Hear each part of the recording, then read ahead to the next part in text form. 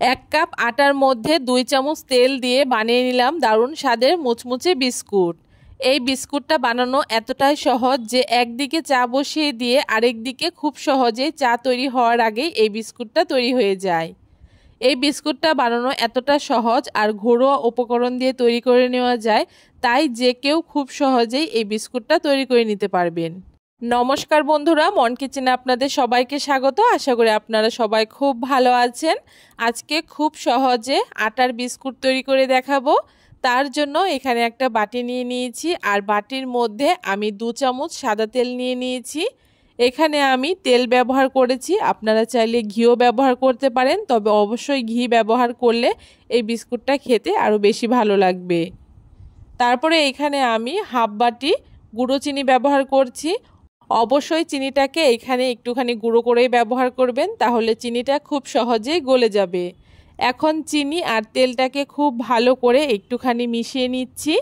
আর তারপরে এখানে একটা ছাঁকনি নিয়ে নিয়েছি আর ছাঁকনির উপরে যেই বাটি মেপে আমি হাফ বাটি গুঁড়ো চিনি ব্যবহার করেছি ওই বাটিরই আমি 1 বাটি আটা দিয়ে দিচ্ছি। আর তার সাথে এখানে হাফ চামচ বেকিং পাউডার দিচ্ছি আর স্বাদ মতো সামান্য একটু নুন দিয়ে দিচ্ছি।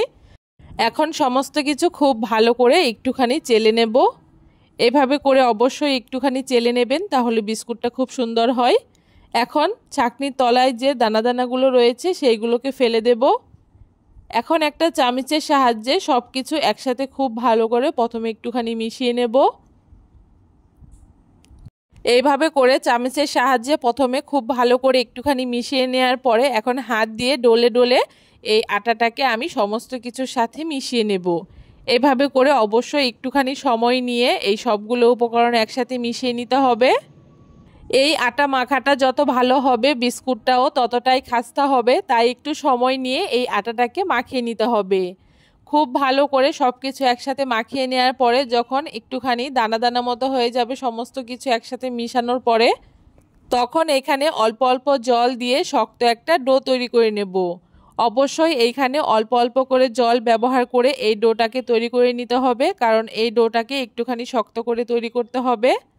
তার জন্য একেবারে অনেকটা জল না দিয়ে অল্প অল্প করে জল দিয়ে এইভাবে করে একটা ডো তৈরি করে নেব।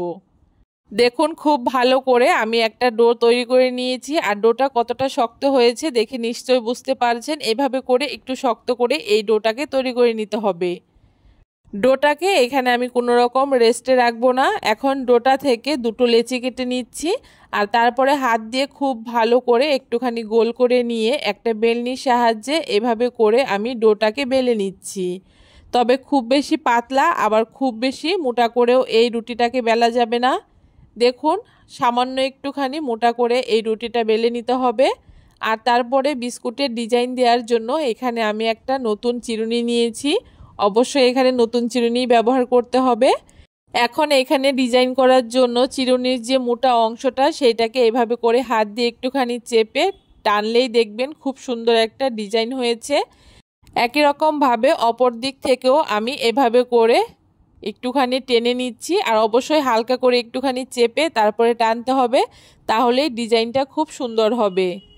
ডিজাইনটা কতটা সুন্দর হয়েছে দেখে নিশ্চয়ই বুঝতে পারছেন। তবে আপনারা আপনাদের পছন্দ মতো যে কোনো শেপ দিয়ে এই বিস্কুটটাকে তৈরি করে নিতে পারেন। এখন বিস্কুটের শেপ দেওয়ার জন্য এখানে একটা ছুরি দিয়ে আমি এই রুটিটার চারপাশটা কেটে এরকম চৌকো করে নিচ্ছি আর তারপরে ঠিক এইরকম চৌকো করে আমি বিস্কুটগুলোকে কেটে নিচ্ছি। অবশ্যই আপনারা আপনাদের পছন্দ অনুযায়ী বিস্কুটের শেপটাকে দিয়ে নিতে পারেন। দেখুন এখানে আমার 4টে বিস্কুট তৈরি করে নেওয়া হয়ে গেছে আর বিস্কুটের ডিজাইনটা কতটা সুন্দর লাগছে দেখে নিশ্চয়ই বুঝতে পারছেন। একই রকমভাবে আমি সবগুলো বিস্কুট সেমভাবে তৈরি করে নেব। দেখুন এখানে সবগুলো বিস্কুট আমার তৈরি করে নেওয়া হয়ে গেছে আর বিস্কুটগুলো মোটামুটি প্রায় একই রকম সাইজেরই হয়েছে। আপনারাও চেষ্টা করবেন যাতে একই সমান হয় বিস্কুটগুলো।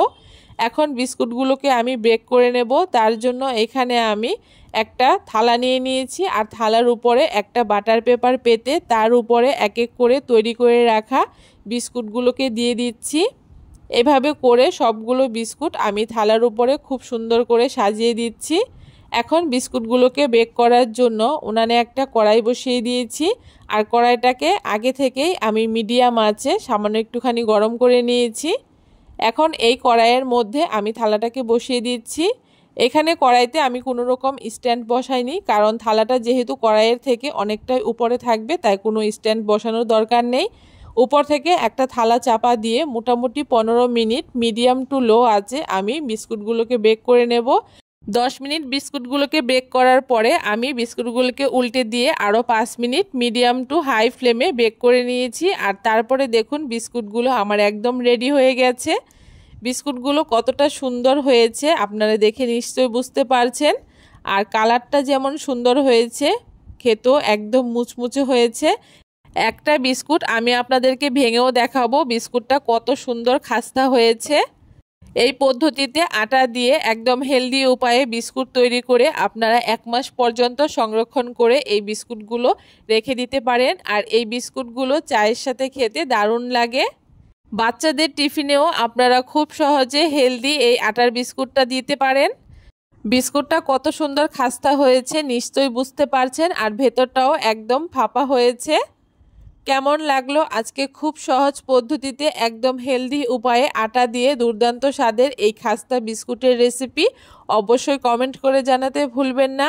ভিডিওটা যদি ভালো লেগে থাকে অবশ্যই সবার সাথে বেশি বেশি করে শেয়ার করে দেবেন। আর আমার চ্যানেলের যদি নতুন বন্ধু হয়ে থাকেন অবশ্যই চ্যানেলটাকে সাবস্ক্রাইব করে দিয়ে পাশে থাকা বেল আইকনটি প্রেস করে দেবেন।